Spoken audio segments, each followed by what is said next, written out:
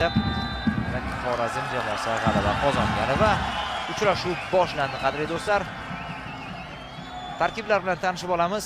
Xorazm jamoasi bugungi uchrashuvda ko'k rangli libosda harakat qilyapti. Ulardan boshlayman tarkib tanishtirishni. Darvozada 39-raqamda Artyomov.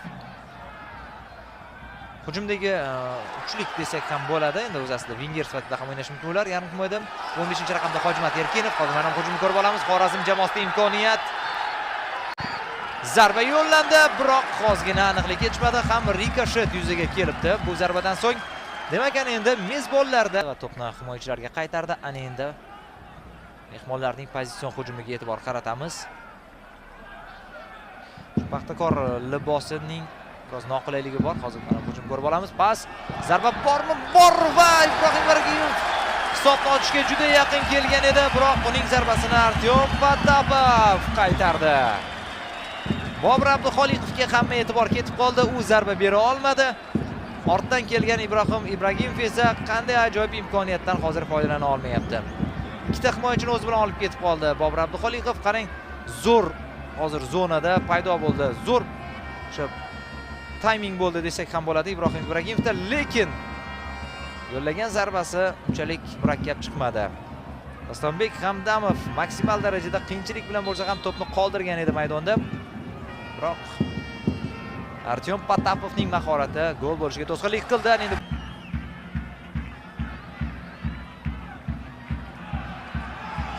yana Xorazmning hujumini ko'ramiz. Chap qanotdan bu safar tashkil etilyapti.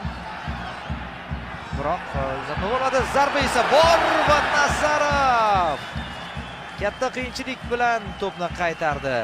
Nazarov to'pga ishonch bilan boshlaganda endi bu yog'iga esa ikkinchi raqamli bo'lib o'ynayapti. Baribir raqibni kuchidan kelib chiqqan holda to'g'ri baho berilyapti raqibga va Paxtakorning hujumi Hojimat Erkinov va ajoyib seyv Patapovdan. Bunga tashrif hali davom etyapti, muxlislarning tashrifi. Oradan uzatma. Ishonchli hozir harakat qildi Otaxonov. To'p Xorazmda, lekin counter pressing boshlandi Paxtakordan va buning oqibatida xatoga yo'l qo'yyapti Xorazm futbolchilari. Yo'q. Hozir esa xato. Ana endi Paxtakor himoyasida va bundan foydalansa bo'ladi. Xorazm jamoasida zarba, biroq Nazarov qutqardi o'z jamoasini. Murodbek Bobojonov vertikal futbol ko'rsatishga harakat qilishmoqda.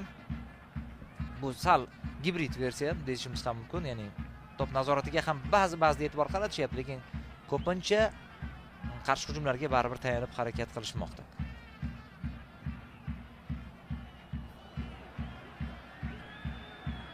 Yana bir hujum Paxtakordan. Yaxshi imkoniyat bor, zarba va Patapov qaytardi. Qaychi ustida zarba esa muvaffaqiyatsiz chiqdi.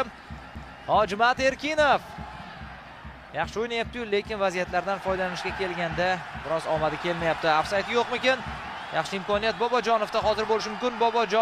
Bobojonov jarima maydoniga to'pni olib kirdi va uning uzatmasi darvozabon Nazarovga to'p tegib qaytdi. Yo'q bo'ldi. To'p uning o'ziga kelayotganda hozir yana bitta yaxshi imkoniyat Xorazm jamoasida bo'ldi, biroq foydalana olishmayapti mezbonlar.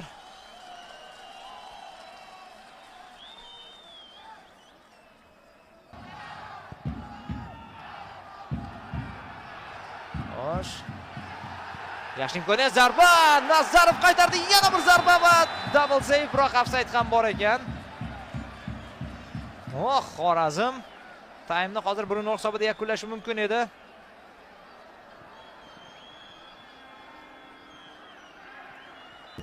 Umumiy 3 ta jiddiy yo'qotish, xo'p, pas.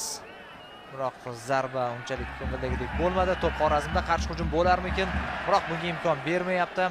Paxtakor futbolchilari Bashar Resan jarima maydoniga to'pni olib kirishga harakat qilmoqda. Bashar Resan yo'q, uzatma amalga oshira olmadi, lekin xato Xorazm himoyachisidan.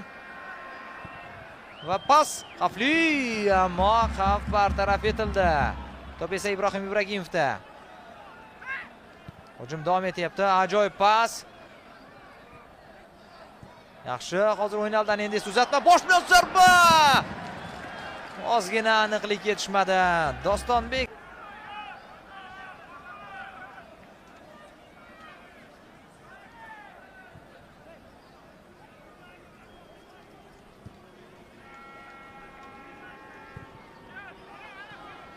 Yana von gol, yaxshi imkoniyat. Zarba va gol! Hisob ochilmoqda Ibrohim Ibragimov tomonidan va u mana bunday uslubda golni nishonlayapti. Bir vaqtlar biz Edison Cavani'da ko'rardik bu uslubni. Himoya, Xorazm himoyasi pand berdi. Mana bu vaziyatda ikkinchi qavatdan bo'lgan uzatmani oson o'tkazib yuborishdi. Va Ibrohim Ibragimov bundan unumli foydalandi. Trivel uslubida gol urdi, adashmasam. Takroran ko'raylikchi. Saitovdan uzatma. Ha, Trivel uslubida oyoqning tashqi tomoni bilan Saitovdan assist.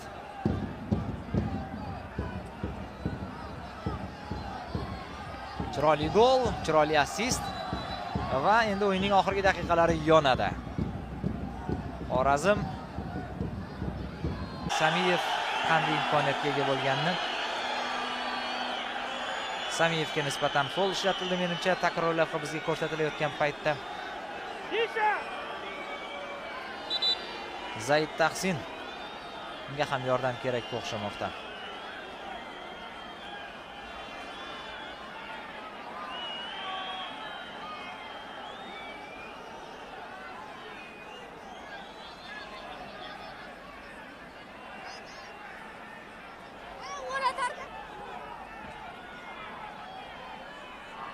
Mana shu epizod.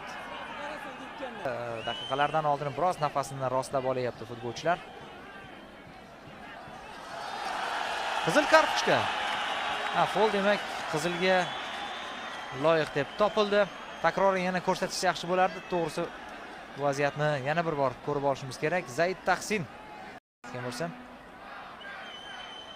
O'z navbatida ma'lumot, Tahsin Iroq terma jamoasi safida ham FIFA kunlarida qizil kartochka olgan ekan. Hozir hamkasb. Xo'sh, demak hakam qarori e'lon qilinadi. Qani ko'ramiz. VARni ko'rib chiqdi. Qizil demak bekor bo'ladigan bo'lmoqda, qadrli do'stlar. Qizil Samiyevgami?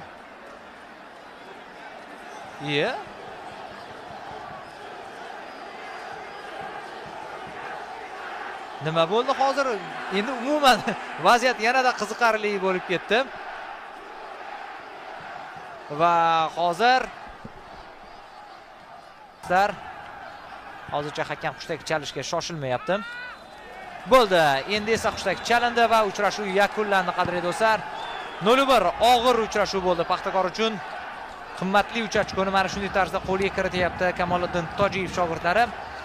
Va turnir jadvalida o'zidan yuqorida borayotgan Neftchi hamda Nasaf jamoalari bilan oradagi tafovutni biroz bo'lsa-da qisqartirishga muvaffaq bo'lyapti bu orqali. Lekin hali baribir chempionlik poygasida biroz qiyin vaziyat. Chunki Neftchi va Nasaf yana ochko yo'qotsagina Paxtakor ularga minimal darajada o'sha farqni qisqartirishi mumkin. Xorazm jamoasiga esa garchi bugun uchrashuvda yutqizgan bo'lsa ham, lekin rahmat deymiz, yaxshi o'yin ko'rsatdi. Xorazm jamoasi